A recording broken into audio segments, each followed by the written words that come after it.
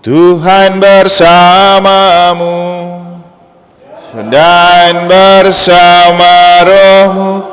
Inilah Injil suci menurut Matius. Dimuliakanlah Tuhan. Dalam khotbah di bukit, Yesus berkata, "Kalian telah mendengar bahwa disabdakan, kasihilah sesamamu manusia dan bencilah musuhmu. Tetapi aku berkata kepadamu, kasihilah musuh-musuhmu dan berdoalah bagi mereka yang menganiaya kalian. Karena dengan demikian kalian menjadi anak-anak Bapamu di surga. Sebab Ia membuat mataharinya terbit bagi orang yang jahat dan juga bagi orang yang baik.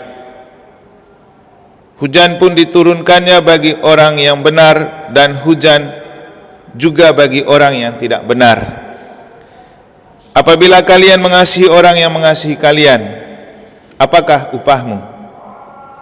Bukankah pemungut cukai juga berbuat demikian? Dan apabila kalian hanya memberi salam kepada saudaramu saja, apakah lebihnya dari perbuatan orang lain? Bukankah orang yang tak mengenal Allah pun berbuat demikian? Karena itu kalian harus sempurna, sebagaimana Bapamu di surga sempurna adanya."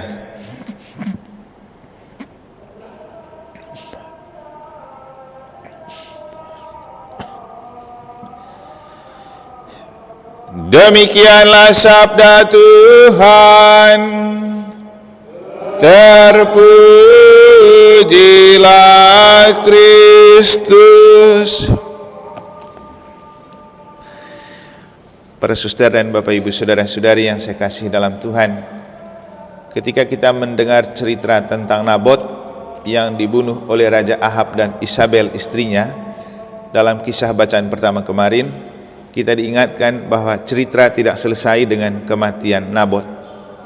Dan dalam kelanjutan kisah hari ini kita mendengar bagaimana Tuhan begitu marah besar kepada Nabot dan istrinya, kepada Ahab dan istrinya atas pembunuhan Nabot.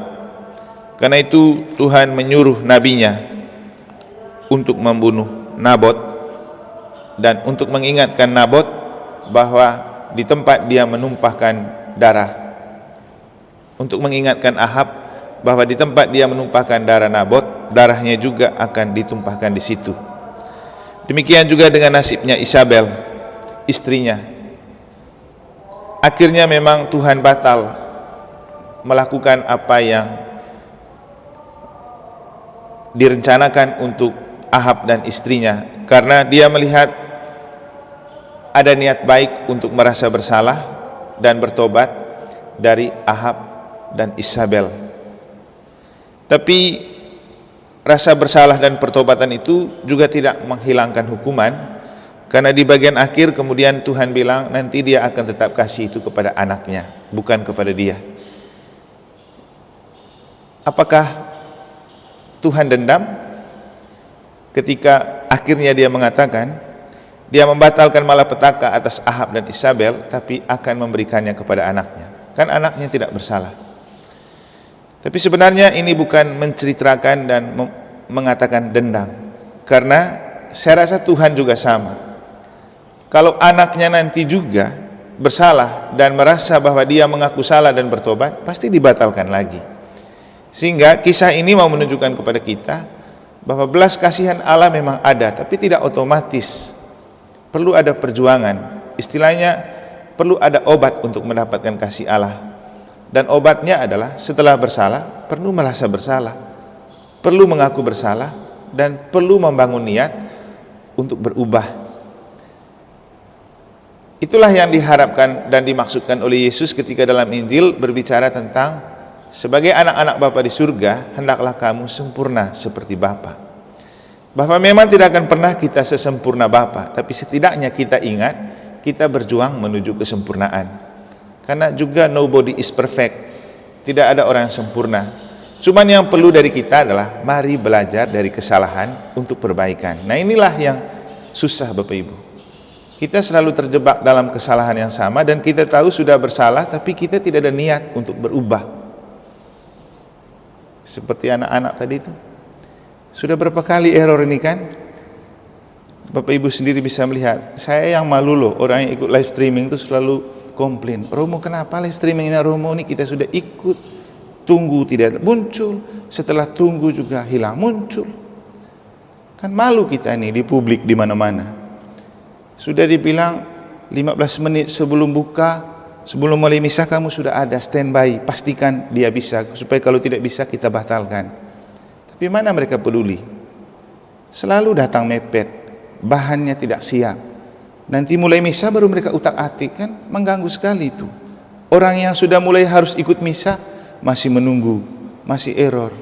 Kita yang lihat juga terganggu. Jadi coba lihat mental-mental kayak gini. Model kayak gini kan, mau kasih seperti Tuhan juga susah juga ya. Coba kalau mereka tidak dewasa. Tapi inilah gambaran untuk kita. Tidak mudah untuk sempurna seperti Bapa. Tidak mudah itu hidup dalam kasih. Tapi setidak-tidaknya dengan kisah tentang Ahab, Isabel, dan Nabot, kita diingatkan. Pertama, jangan main-main dengan Tuhan, dan jangan main-main dengan orang yang hidupnya berpasrah pada Tuhan. Saya pikir itu maknanya. Karena Nabot ini orang yang hidupnya bergantung pada Tuhan. Dalam cerita kemarin ketika Raja Ahab mau mengambil sebidang tanahnya, dia bilang apa? Semoga Tuhan tidak memberikan saya izin untuk memberikan tanah itu kepadamu. Jadi dia mengandalkan Tuhan. Tapi Ahab bersama istrinya paksa diri untuk merampas dengan membunuh dia. Hasilnya ya sampai dengan keturunan berikutnya kan akan celaka juga itu, kecuali kalau ada pertobatan. Jadi apa yang terjadi dengan Raja Ahab dan Isabel cukup untuk menunjukkan kepada kita, jangan main-main dengan orang yang mengandalkan Tuhan. Karena Tuhan tidak pernah tidur, Tuhan tidak pernah tutup mata. Mungkin sepintas di dalam kacamata manusia kita gagal dan kalah. Mungkin kita merasa tidak ada artinya dia punya doa, tidak ada artinya dia dekat dan percaya kepada Tuhan. Tapi lihatlah, Tuhan tidak pernah menutup mata, Tuhan tidak pernah tidur, Tuhan akan selalu melihat. Orang yang selalu mengandalkan Tuhan tidak mungkin tidak diselamatkan Tuhan. Itu kata kunci. Jadi paling penting untuk kita, cara memelihara kasih adalah terus menyatukan diri dengan Tuhan. Apalagi kalau kita mau jadi anak-anak Allah Bapa di surga. Jadi Yesus itu jelas mengatakan, kalau kamu betul mau jadi anak-anak Allah Bapa di surga, bukan Allah Bapa sembarang ini, berjuanglah untuk sempurna. Memang agak ekstrim Yesus mengatakan, haruslah kamu sempurna seperti Bapa. Tapi juga Tuhan tahu kita manusia terbatas, manusia yang tidak sempurna, manusia yang rapuh. Tapi jangan sampai kita tidak berjuang untuk sempurna. Itulah makna yang dapat kita petik dari apa yang dikatakan oleh Yesus dan dari cerita tentang Nabot. Jadi lagi-lagi, kita memang tidak akan pernah sesempurna Bapa, tapi jangan sampai tidak berjuang untuk sempurna. Dan berjuanglah dengan mengandalkan Tuhan, jangan mengandalkan kekuatan dan kehebatan diri, jangan juga menggunakan jabatan, jangan juga menggunakan kekayaan. Ingat, Ahab itu seorang kaya. Dia seorang penguasa, raja. Punya kekayaan, iya. Punya materi, iya. Punya jabatan, iya. Tapi tidak pernah merasa cukup dengan apa yang ada. Sampai dia harus ambil lagi tanah sebidang dari Nabot. Jika penyakit terbesar sebenarnya, merasa tidak pernah cukup dengan apa yang ada, atau merasa rakus, atau merasa meremehkan Tuhan, dan seolah-olah kita bisa atur dan kendalikan Tuhan. Inilah dosa terbesar dalam hidup, ketika kita meremehkan Tuhan, mengatur Tuhan, atau tidak peduli dengan Tuhan. Karena toh akhirnya hidup adalah anugerah Tuhan, hidup kita kembali kepada Tuhan.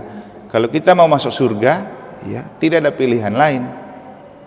Kita harus berjuang bersama Yesus yang hari ini mengajarkan kepada kita, hendaklah kamu juga berjuang untuk sempurna seperti Bapa. Semoga Tuhan membantu kita, semoga Tuhan memberkati.